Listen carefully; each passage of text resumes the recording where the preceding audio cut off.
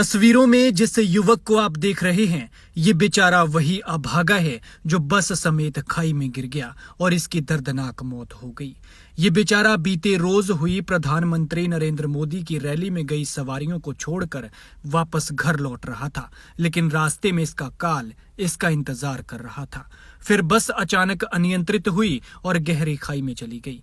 तस्वीरों में आप देख सकते हैं, यहाँ सड़क से बस लुढ़की है और फिर नीचे खाई में गिरकर एक नाले के पास जाकर रुकी है।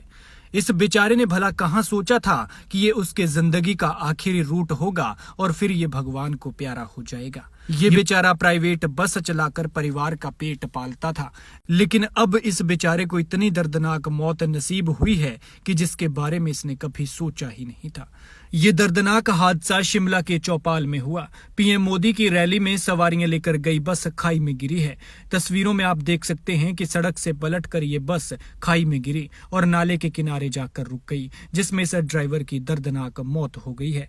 इस युवक का नाम कपिल था और उम्र अभी महज 30 साल। ये तस्वीरें शिमला के चौपाल की हैं, जहां बीती रात को ये प्राइवेट बस हादसे का शिकार हो गई। हादसे में बस ड्राइवर कपिल की दर्दनाक मौत हो गई। मृतक युवक सिरमौर के राजगढ़ के थनोग का रहने वाला था। जानकारी के मुताबिक हादसा शुक्रवार देर रात को हुआ। बताया जा रहा है कि हादसे का शिकार private bus number HP 64C 8197 बीते रोज प्रधानमंत्री नरेंद्र मोदी की रैली के लिए चौपाल के लोगों को लेकर नाहन गई थी। दोपहर बाद बस रैली में गए लोगों को लेकर वापस लौटी और सभी लोगों को सुरक्षित अपने अपने घरों तक पहुंचाया, लेकिन इसके बाद बस ड्राइवर और कंडक्टर अपने घर लौट रहे थे।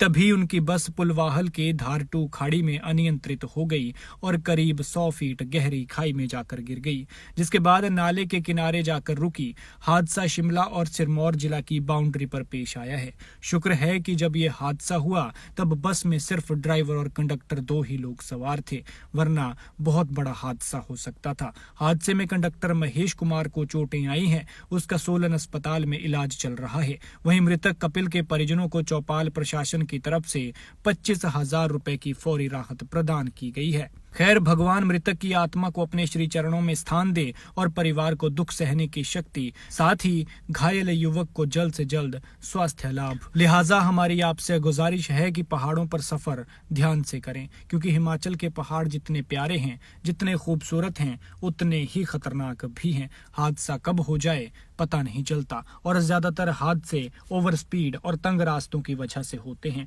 इसलिए ध्यान से सफर करें, अपना ख्याल रखें, अपने अपनों का ख्याल रखें, क्योंकि जब आप घर से बाहर निकलते हैं तो कोई आपके सुरक्षित घर वापस लौटने का इंतजार करता है।